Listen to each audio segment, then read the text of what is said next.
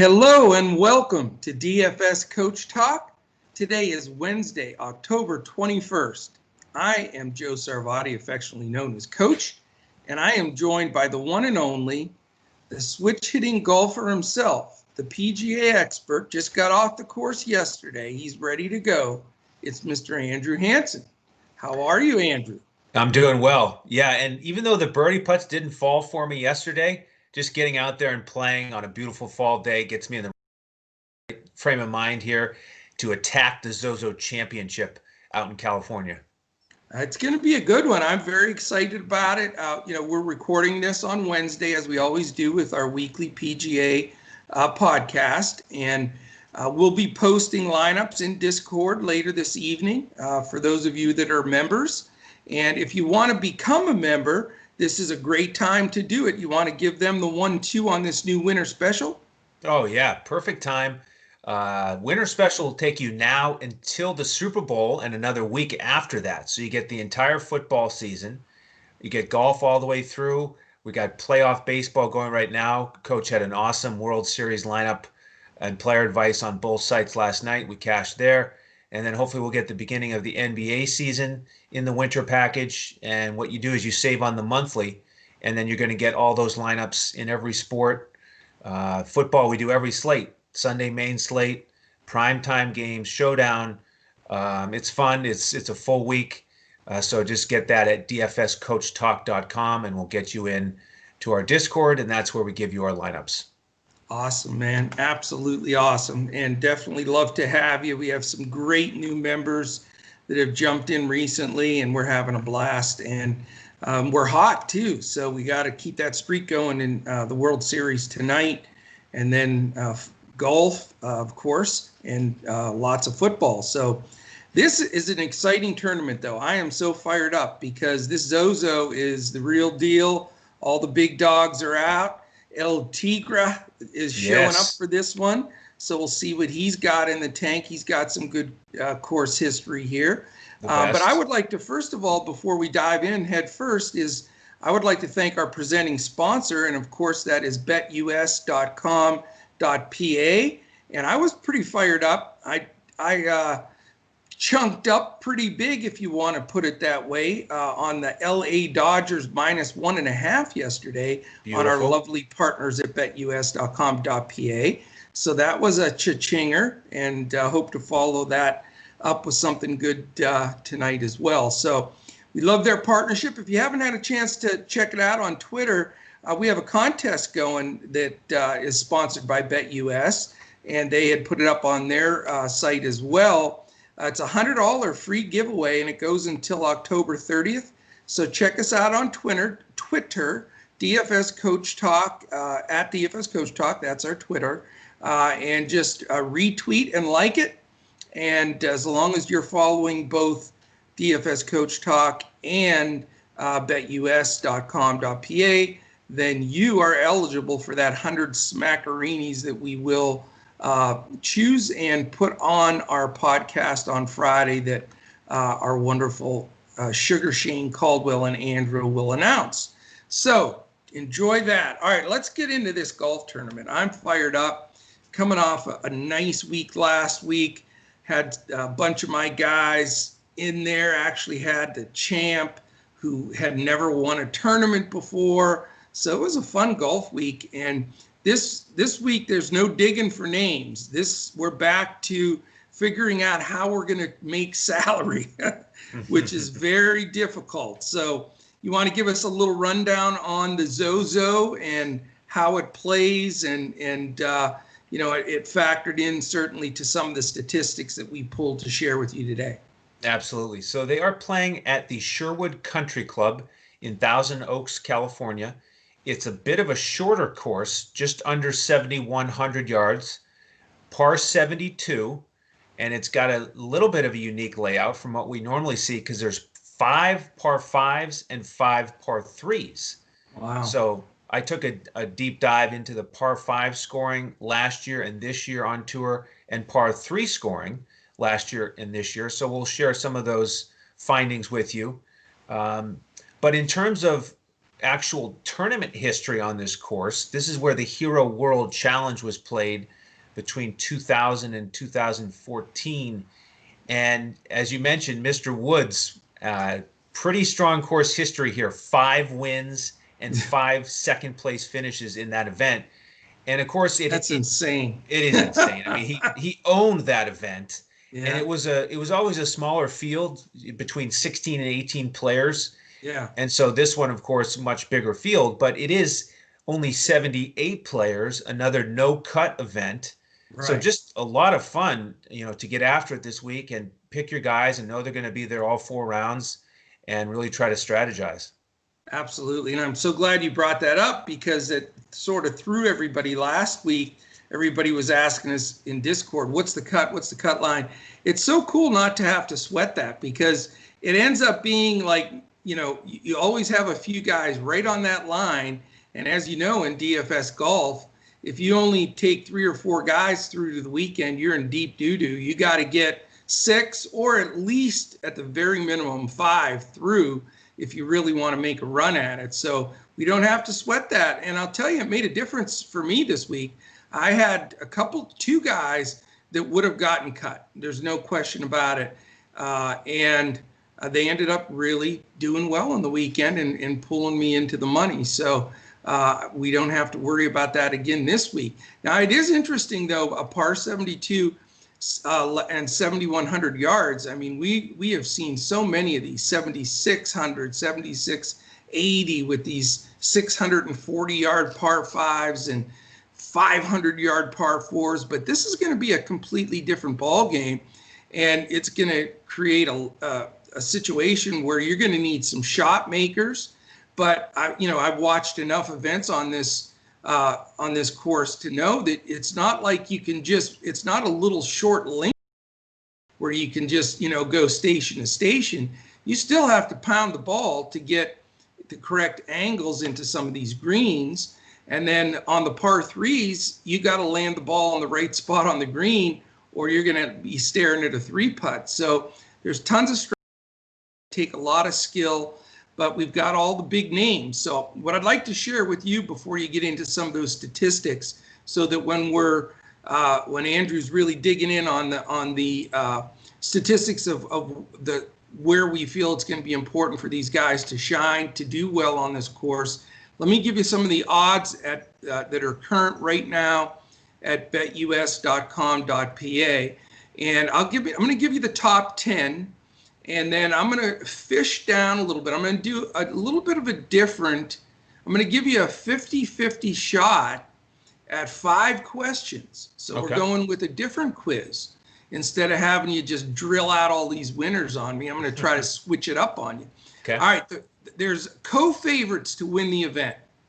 Jon Rahm and Xander Schauffele. They're both plus 900, which anytime you're sub plus 1,000, that means, there are a few bucks going on you. So deservedly so, they're both right there.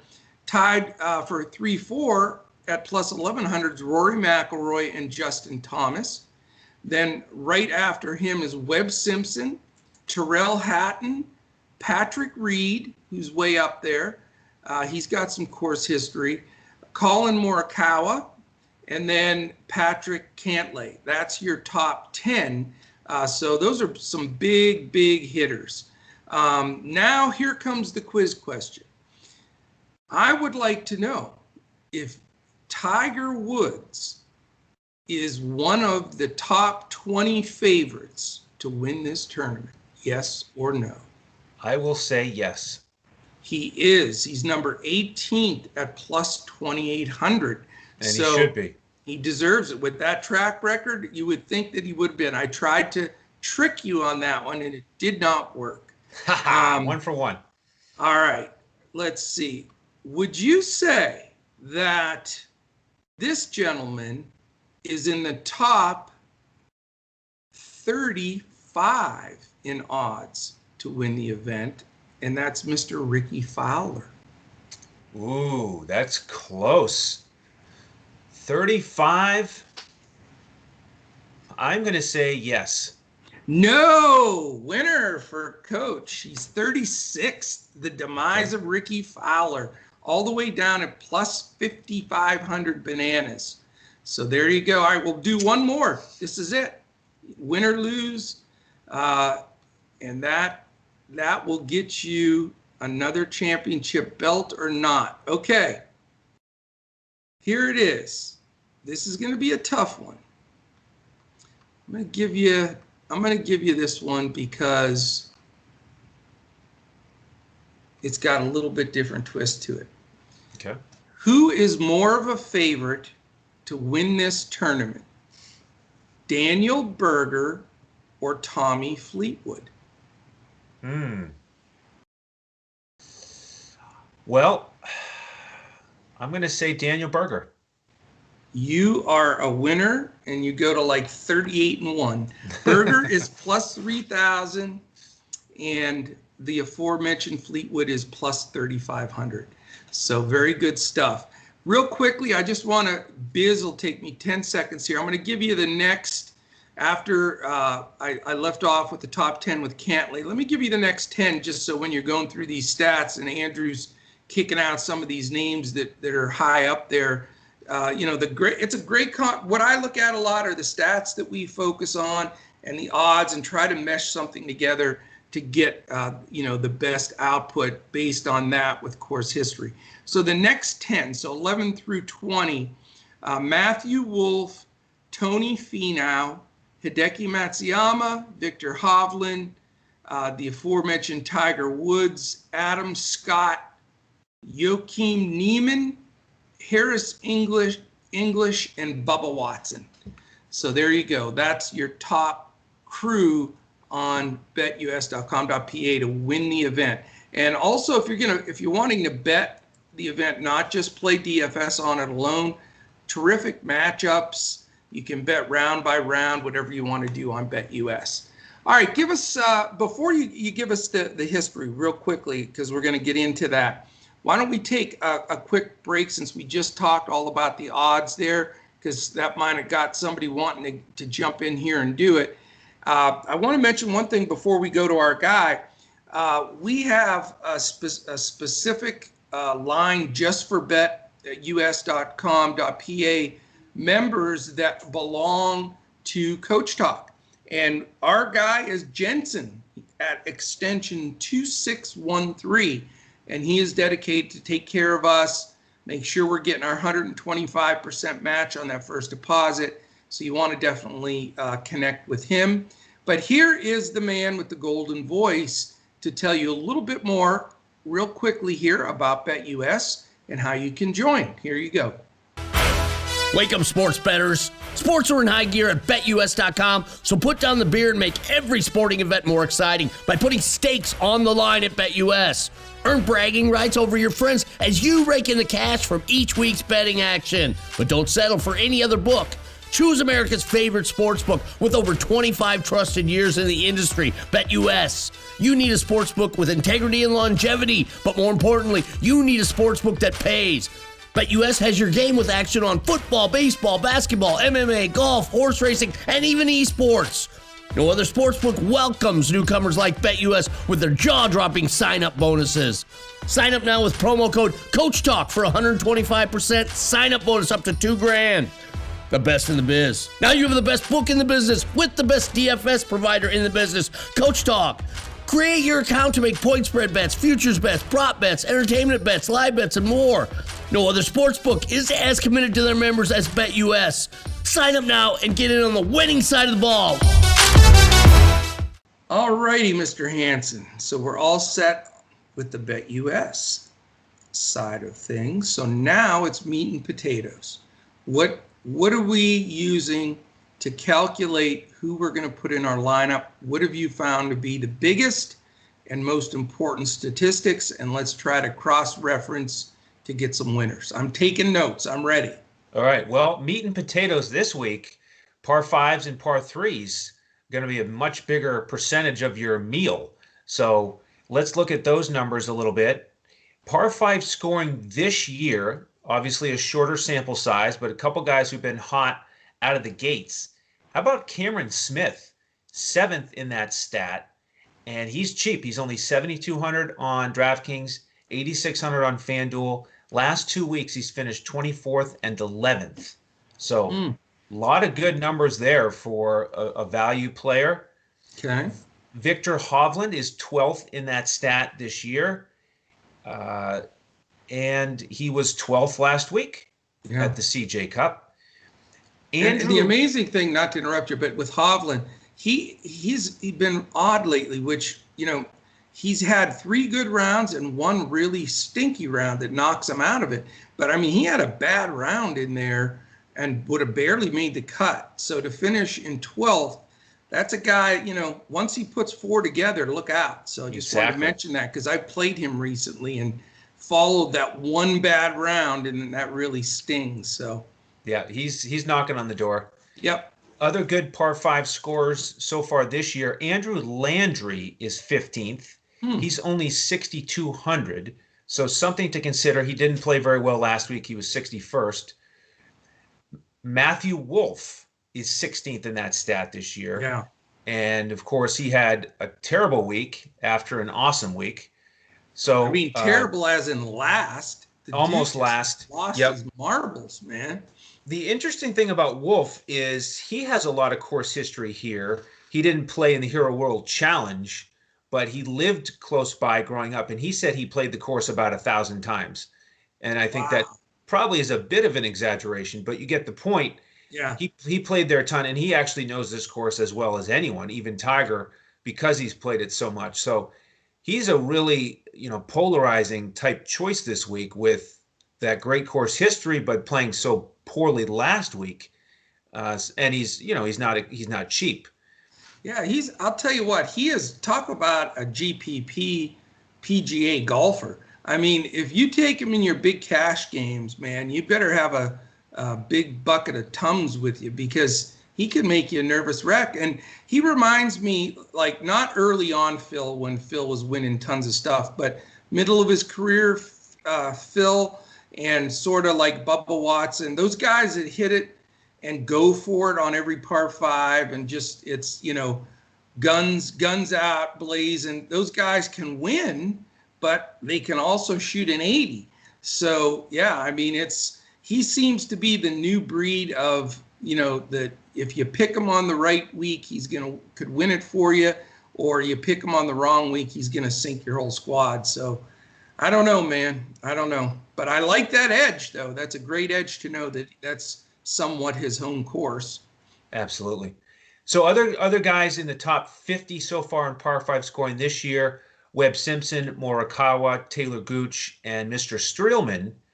And I mentioned some of those guys because if you look at last year, obviously a much bigger sample size, top guys in par 5 scoring are going to be guys that you're more used to hearing about. Xander, number 1, Rahm, number 2, JT, number 3, Cantlay, Berger, Morikawa, and Webb Simpson tied for 6th. And Kevin Streelman was tied for 10th last year for the entire year, par 5 scoring. Not a big guy, so it might surprise you, but at a price tag of $6,600 on DraftKings and a solid week last week, he finished 21st.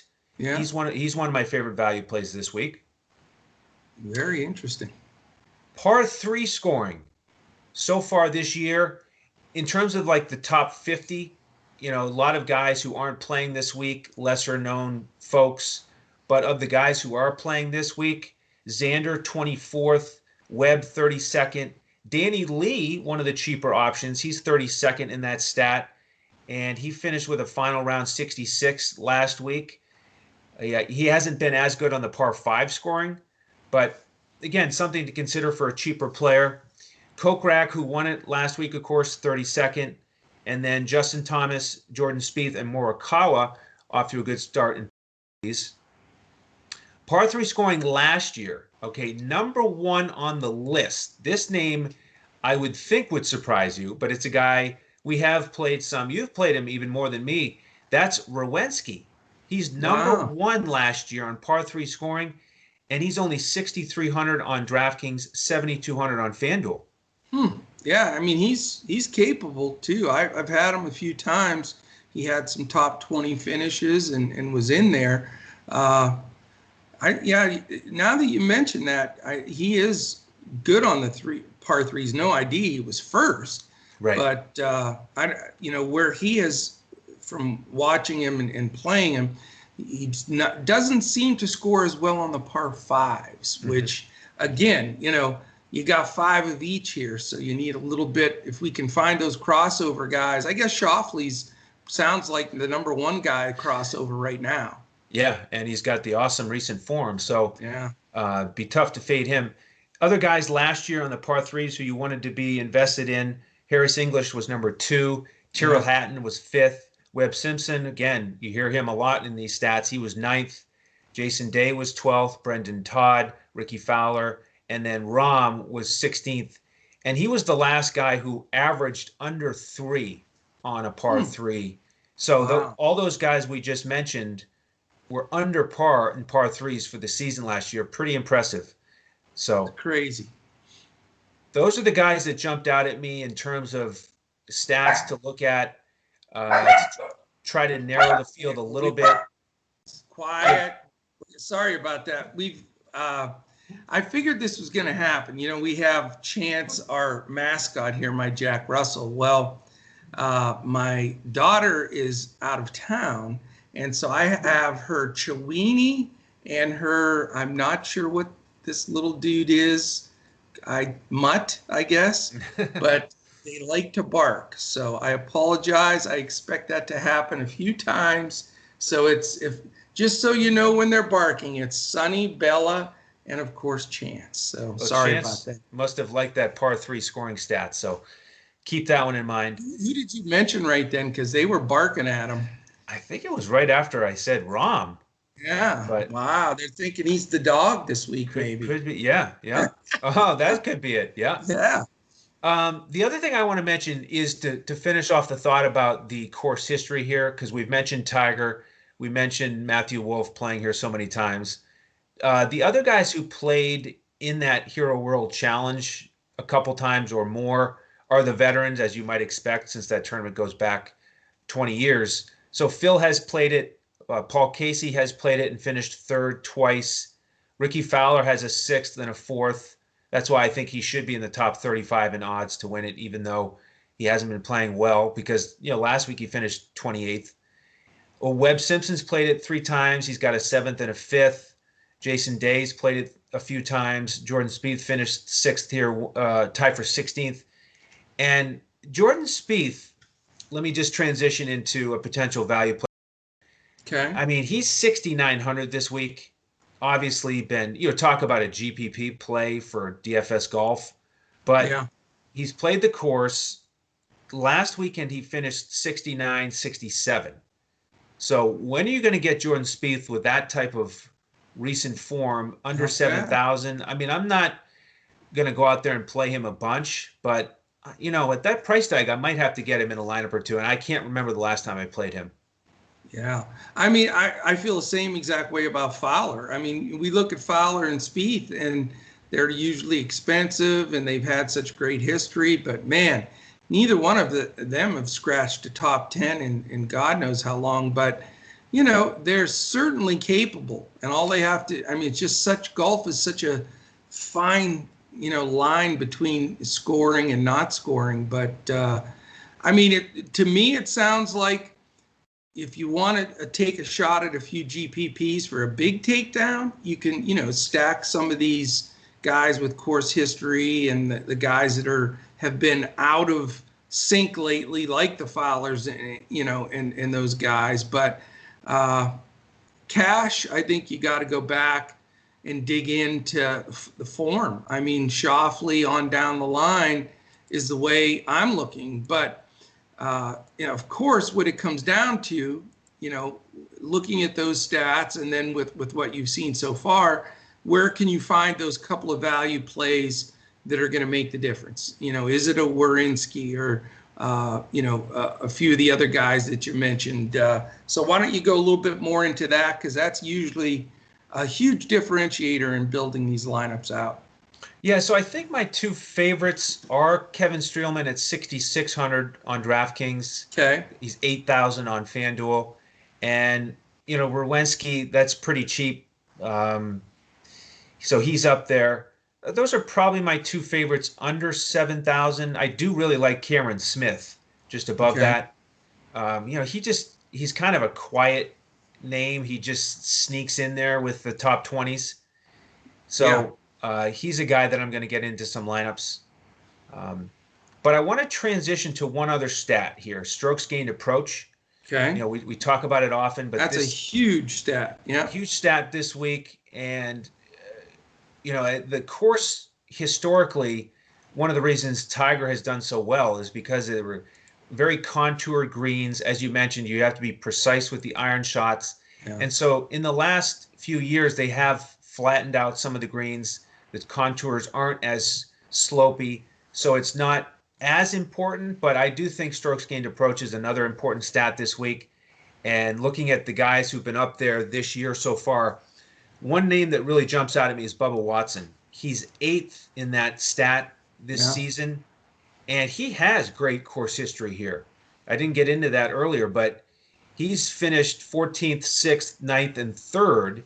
Wow. And last week he was tied for 7th. So a lot of stuff going in the right direction for Bubba. And he's under 9K on DraftKings, under 10K on FanDuel. Yeah. The other guys up there in strokes gained approach so far this year, Matthew Wolff, of course, Morikawa, Hatton, Henley, Lanto Griffin, Hovland, Danny Lee. They're all around that top 50 mark or higher. And then the strokes gained approach last year, of course, the guys that just dominated, Justin Thomas, Morikawa. Henley was 3rd for the season. Yeah. Hatton, Hideki, Webb. You had to say Henley. You had to bring that up. Yeah, yeah. Hovland. Can I tell the quick Henley story, not to interrupt you? Yes. And then you can finish that list. Well, we were sweating on Sunday to take down a tournament, and one of our members and I both, played the lineup. And it was a weekend lineup, so we didn't get a whole lot of members that played it. But the one member and I were both in the Discord, and we're watching it. And we had Henley. He's in the last group there, and it's the wonderful par 5 that you can reach in 2, and all we needed was a birdie from Mr. Henley, and we take it down. So he hits a beautiful drive, rips it down the center, hits his second shot right at the pin, rolls off the back edge, good 45 feet, but he's off the back edge, chipping for eagle. So all we need him to do is get up and down for birdie, which we had watched 3 or 4 guys do that in a row. This dude hit a pitch that looked like something I hit when I have a bad lie and I'm off balance and I've had a few too many drinks and it's the last hole. But this ball went like that direction instead of that direction. And he had a 40-foot putt for birdie for us to win. And then on top of that, he has to give us having to stand up and sweat it because the damn thing looked like it was going in and just goes by the edge and misses it. So anyway, wanted to share that sweat because it was a great win. We got tied for second and everything, but Russell Henley is not going to make my lineup this week because he's in my doghouse. Right. So sorry, I had to share that. Yeah. Well, we probably were at a pretty good spot to end that list because we were at Victor Hovland, number 7 last year in strokes gained approach, and he just checks off a lot of boxes for me. We've mentioned how he's been knocking on the door and, par 5 scoring, strokes gained approach, recent form. I think a lot is setting up in his favor, and he's not one of the more expensive guys. He's in that top 20 for the odds, but and top 20 for pricing, but you can have a really strong lineup with him in there. So no doubt. He's standing out for me this week. I wanted to ask you about 2 guys because I watched a decent amount of golf this weekend, and I know Tyrrell Hatton's one of those real fiery, stoked up dudes. It's always amped up, and he's definitely hitting the Red Bull or whatever. But I watched him. It's pretty darn funny though when you're playing DFS. It's a final round. Okay, you're all fired up. It's on TV now. It comes on. Your guy's on the tee. You're like, yeah, let's go.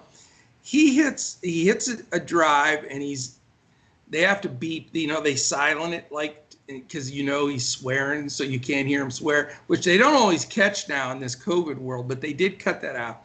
So he gets down there in the fairway, and he hits a 3-wood, and then he throws the 3-wood, and he walks up behind it and kicks it like 3 times, like all the way down. I'm like, what the hell? I got you, man. What are you doing?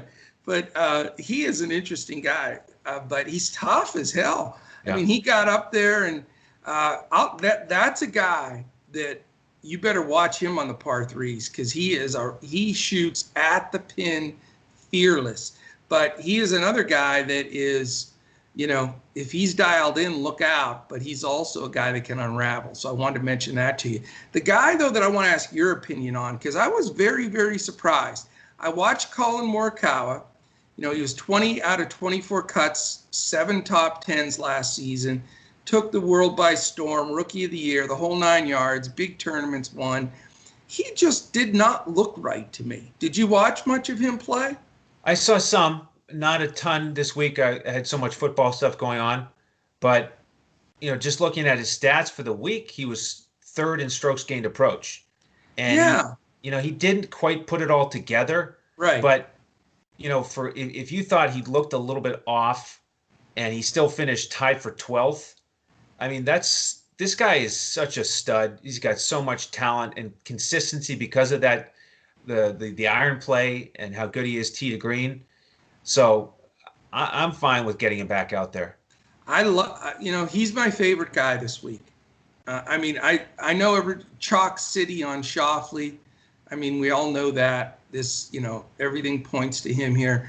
But I'm telling you, Morikawa, I don't think, this is my feeling. Again, this is not something I read. This is just coach talk, watching, I don't think he loved the setup. A lot of the guys weren't real thrilled with that setup there for that tournament. It's a beautiful course. There's stones and waterfalls and everything, but there's some quirky holes.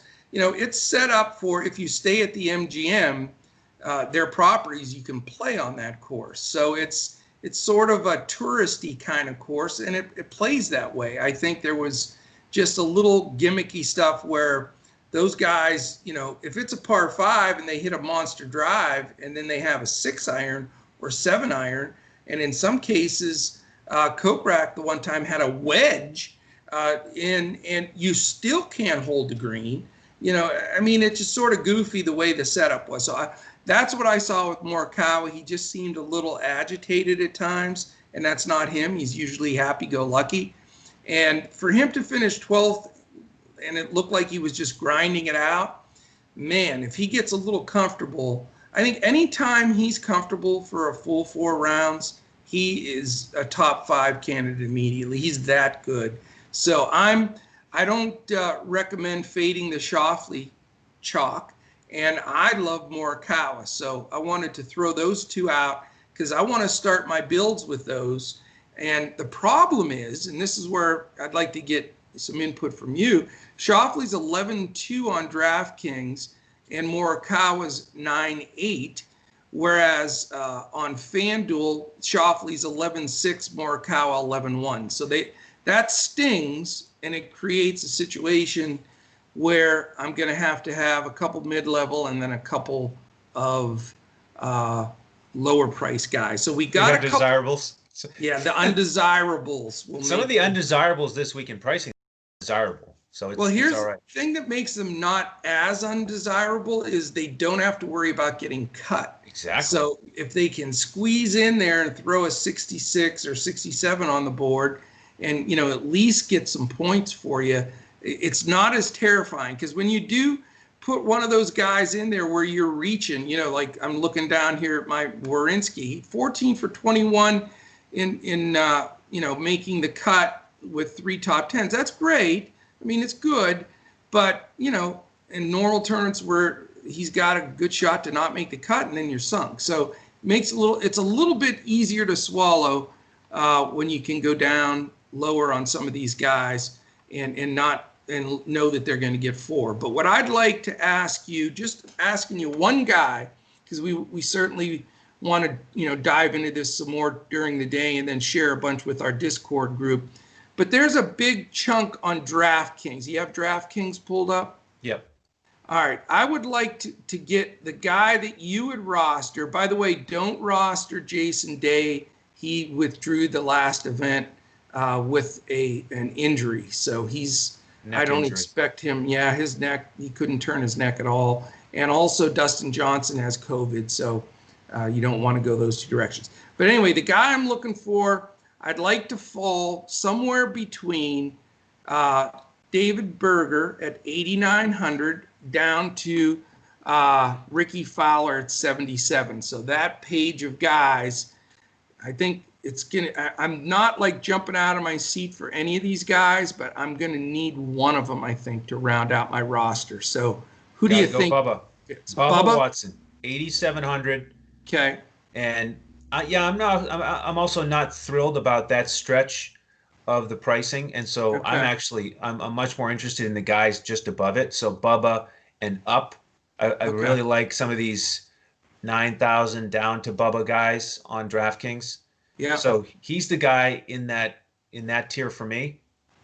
Okay. And I do just want to mention with the pricing on both sites and Xander and the chalk, and if you play him on DraftKings, it's tougher because he is the most expensive. But on FanDuel, the last lineup I made has Xander and Morikawa and another guy we haven't really talked about much, Mr. Webb Simpson, in it. I think the pricing is a little softer on FanDuel.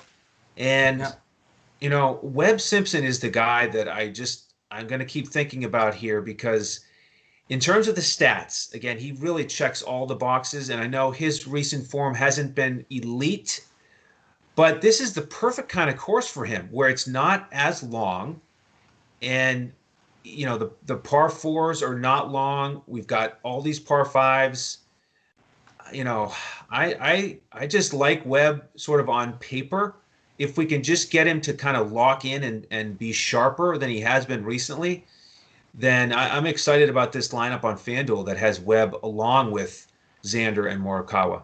It's powerful.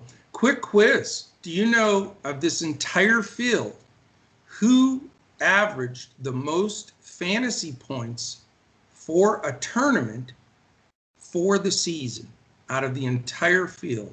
For last season? Yes. For a full tournament, total fantasy points, which is what we go by. Ooh. Well, I might have to say Rory. It's Webb Simpson, bro. That's why I brought it up. Because I don't think people really get that. They wouldn't guess him. I think I would have guessed Rory or, one of the dudes like that, Schauffele, Rahm, Dustin, whatever. But Webb Simpson at 86.9 total fantasy points for a 4-round event is number one of anybody in this field. And that's something that the last thing I want to mention, this is not, if your guy finishes third, you get X amount of points. It's what are his fantasy points? And there's several times guys that have finished second, third, whatever, and they don't score as well as guys finishing 6th, 7th, 8th, that kind of thing. So you got to look deep into it for the Eagles and the birdies and those guys that are consistent in that way, because you're going to have, some interesting fluctuation.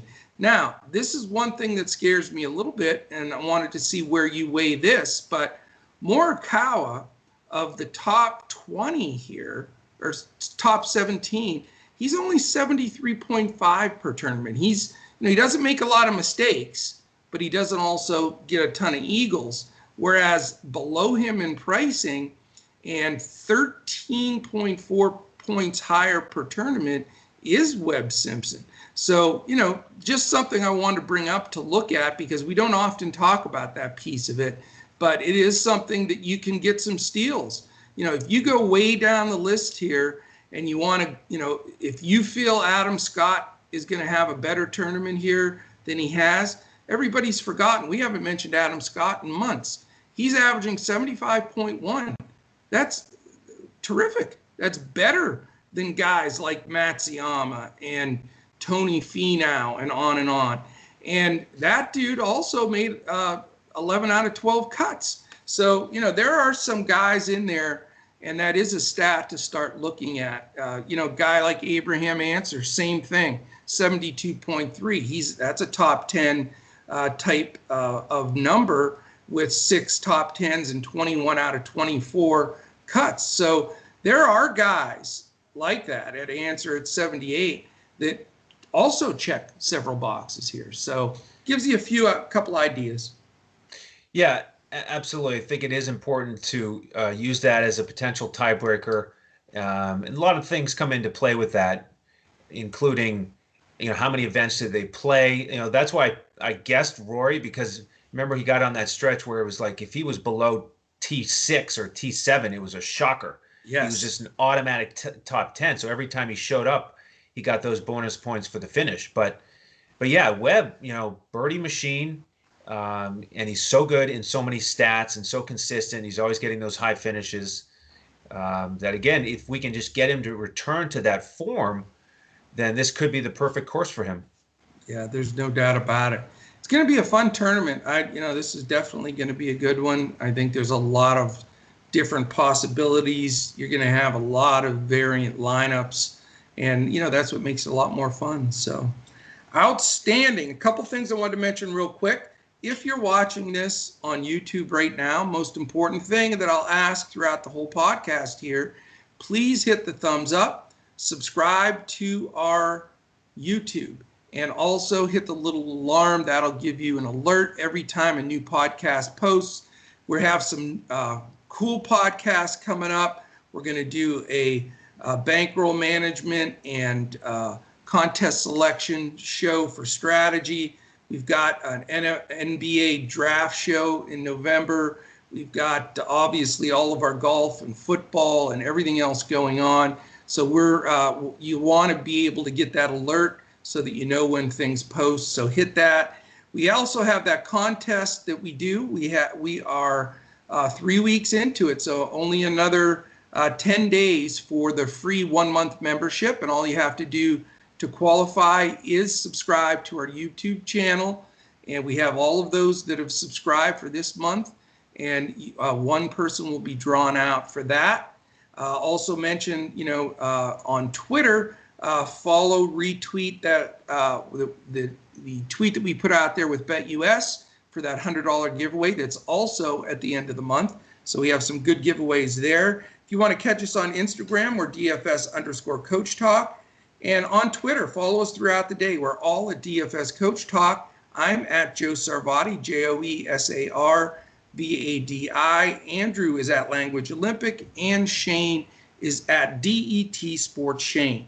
So we'd love to have you join us on any of those outlets. Send us questions, feedback, YouTube. We'll answer everything from there. On Twitter, jump in our Discord. We'd love to have you. Why don't you give one last mention if they want to join up? And then we're going to go along our merry way here and get ready for World Series Game 2. And last thing before you do, it's not a race to get your lineup in tonight, because this is a West Coast tournament. And it's a shorter field.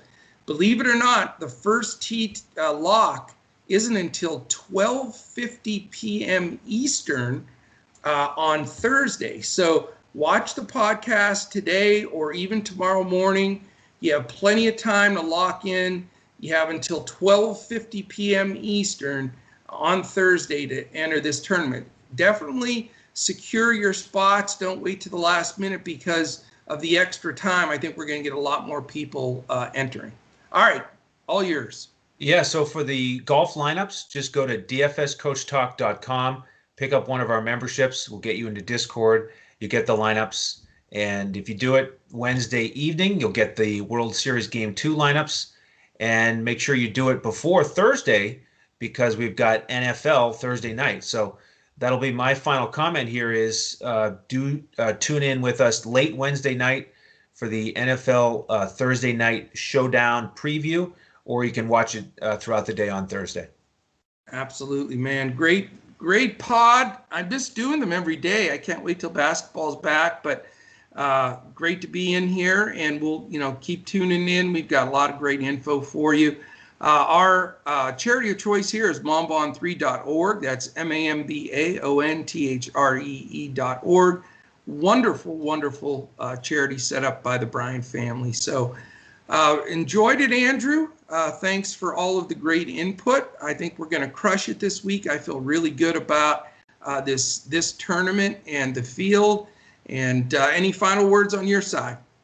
Thanks for joining us, and good luck with your Zozo lineups. That's it. Zozo for the win-win. That's our goal. All right, man. Well, have a great week, everybody. And, keep tuning in. And we're going to stay hot here. We'd love to have you join the Coach Talk family. So jump aboard, dfscoachtalk.com. And we will talk to you again next time as we look to crush it in DFS.